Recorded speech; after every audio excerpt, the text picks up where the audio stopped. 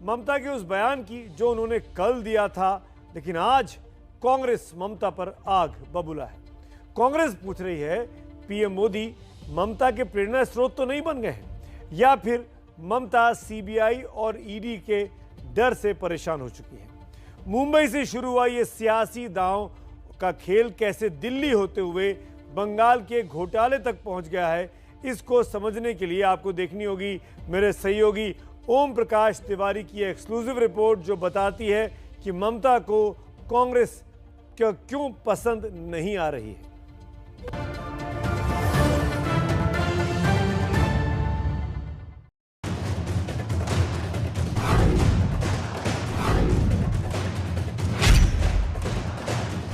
क्या केंद्रीय एजेंसियों से डर गई है ममता? छोटी छोटी बातों से घबराने की जरूरत नहीं है। क्या कर लेगी ईडी, क्या कर लेगा कोई, क्या कर लेगा आईटी, क्या कर लेगा सीबीआई? क्या भतीजे के मुंह में ममता ने बदल लिया पाला? अगर आप ऐसा डिस्करेज करते हो तो मैं समझता हूँ कि ये इससे बीजेपी को मदद होती है। क्या ममता को खेला होबे का डर सता रहा है? ये ऑक्सीजन सप्लायर बीजेपी पार्टी के लिए अभी ममता बनर्जी बन चुकी है। ये उनका दो मुहिया उनका सियासत चल रहे हैं। ये सारे सवाल हम नहीं, कांग्रेस उठा रही है। आरोप लगा रही है कि कल तक जिस यूपीए के नाम का ममता आचमन किया करती थी, वो अब इसलिए यूपीए से अलग राह पर चलने की वकालत करने लगी हैं क्योंकि उन्हें डर सताता है कि सीबीआई और ईडी उनके भतीजे को भ्रष्टाचार के मामले में कहीं तड़ीपार न कर दे।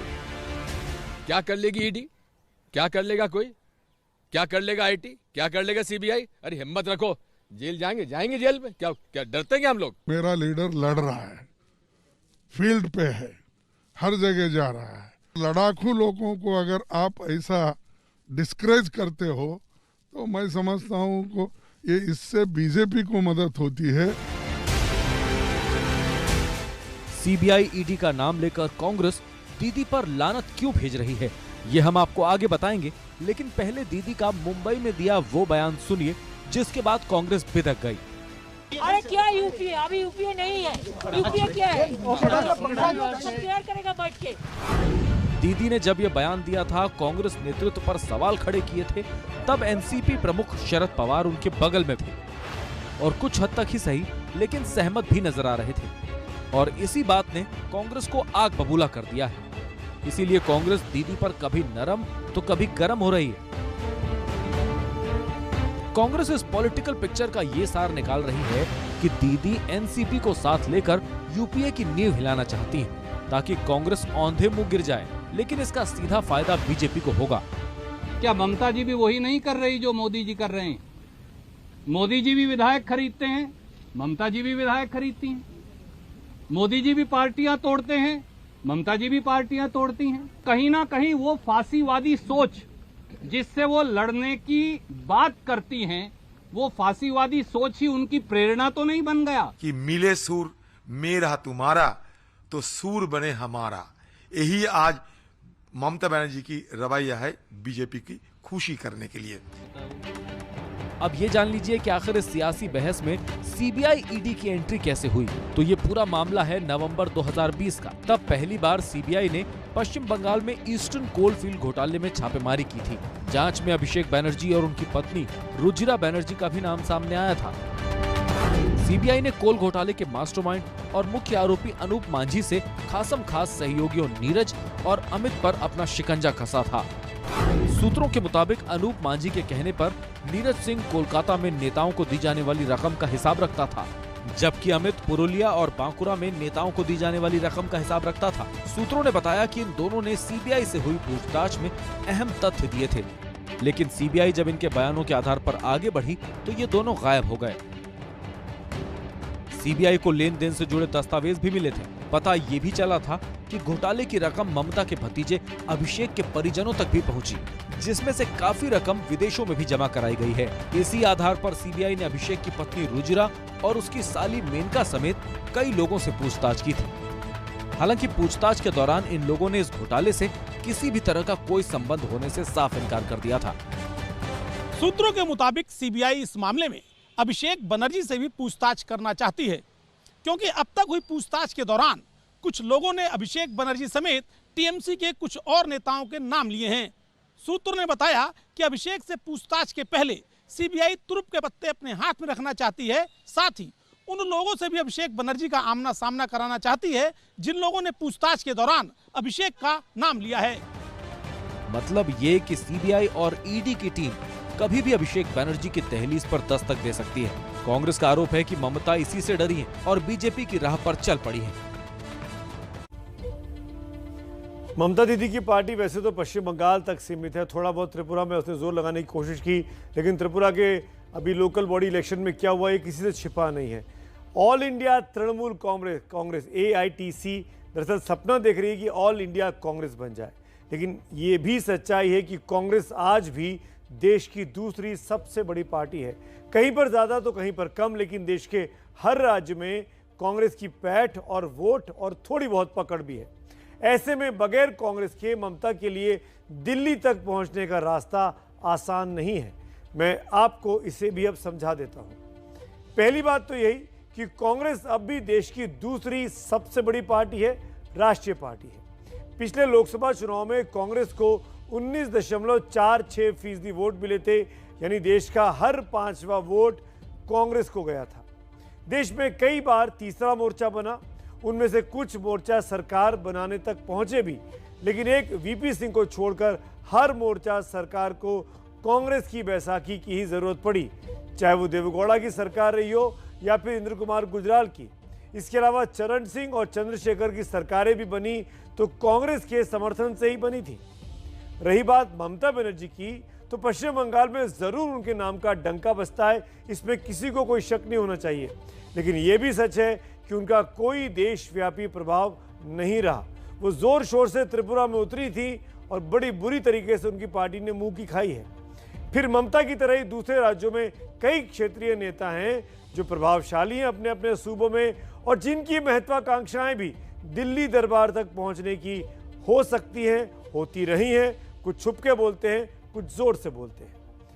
क्षेत्रीय राजनीति में भले ही दूसरे दल कांग्रेस पर भारी पड़े, लेकिन राष्ट्रीय राजनीति में ममता बनर्जी कांग्रेस को नजरअंदाज नहीं कर सकती हैं।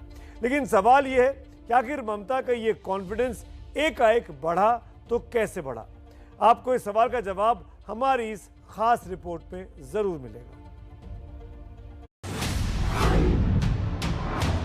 जब किसानों का मुद्दा आया तो मोर्चे पर दिखे राहुल और कांग्रेस।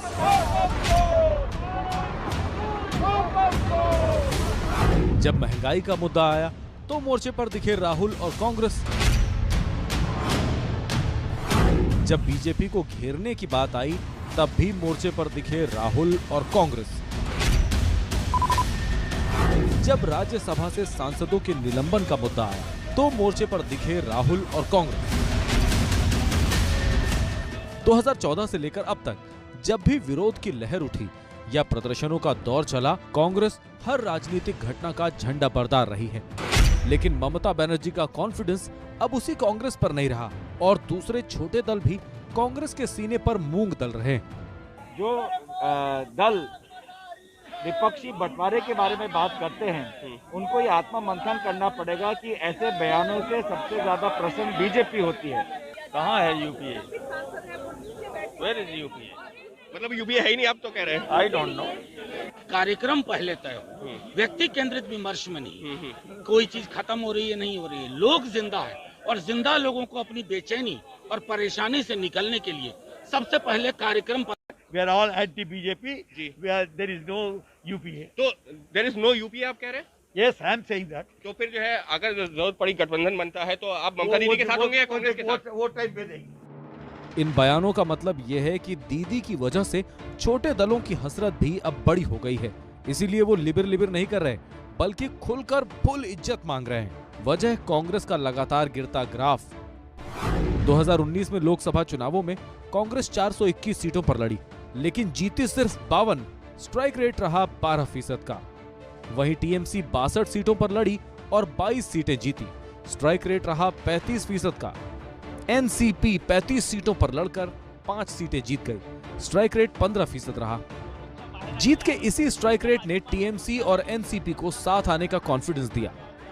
दूसरी वजह यह भी है कि देश के सिर्फ 3 ही राज्य ऐसे हैं जहां कांग्रेस अपने दम पर सरकार चला रही है। बाकी के 3 राज्यों में उसकी भूमिका छोटे भाई की यानी सहयोगी की है, जबकि 6 राज्य ऐसे हैं जहां दूसरे विपक्षी दलों की अपनी सरकार है। इसीलिए पूरा विपक्ष अब ये जताने में जुटा है कि कांग्रेस को जितनी इज्जत वो दे रहे हैं चुपचाप ले लेनी चाहिए और जो ताकतवर है उसको फैसले का विशेषाधिकार सौंप देना चाहिए। और इसी बात पर बीजेपी चुटकी ले रही है। न बुआ साथ है, न बबुआ साथ है, न दीदी साथ हैं, न शरद पवार जी चाचा साथ हैं हमारे। सारे दल अलग हो गए तो बिना शरीर के ये आत्मा महज प्रेतात्मा बन के घूमेंगे। कांग्रेस अब तक के सबसे बुरे दौर से गुजर रही है और सच ये भी है कि ऐसे समय में जब राहुल गांधी को कार्यकर्ताओं में जान फूंकनी चाहिए थी, वो विदेश के दौरों पर चले जाते हैं। जरूरत इस बात पर भी आत्मचिंतन की है कि आखिर उसकी लोकप्रियता क्यों कम हो रही है। ममता बनर्जी बंगाल से निकलकर दिल्ली तक अपनी दस्तक देना चाहती हैं और उन्होंने इसके लिए पहली रणनीति ये बनाई कि कांग्रेस में सेंध लगाना शुरू किया। माना जाता है कि ममता की हर राजनीतिक रणनीति के पीछे दिमाग उनके चुनावी रणनीतिकार प्रशांत किशोर की है। हम प्रशांत किशोर का ट्वीट आपको दिखाते हैं। प्रशांत किशोर ने जो आज सुबह ट्वीट किया था, आप उस ट्वीट को देखिए। प्रशांत किशोर ट्वीट करते हैं, एक मजबूत विपक्ष के लिए कांग्रेस जिस आइडिया और स्पेस का प्रतिनिधित्व करती है ये जरूरी है, लेकिन कांग्रेस का नेतृत्व किसी व्यक्ति का क्षेत्रीय अधिकार नहीं है, खासतौर पर तब जब पार्टी पिछले 10 सालों में 90% से अधिक चुनाव हार गई हो। विपक्ष के नेतृत्व का चयन लोकतांत्रिक तरीके से होना चाहिए।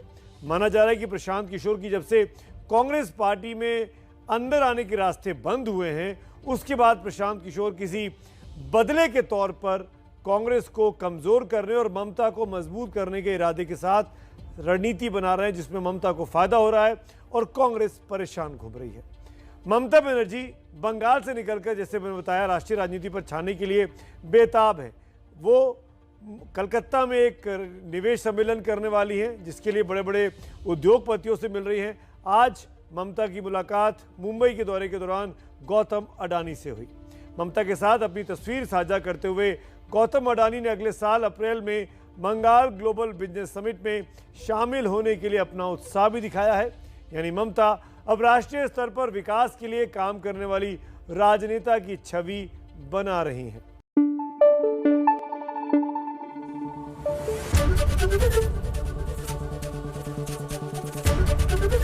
एबीपी न्यूज आपको रखे आगे।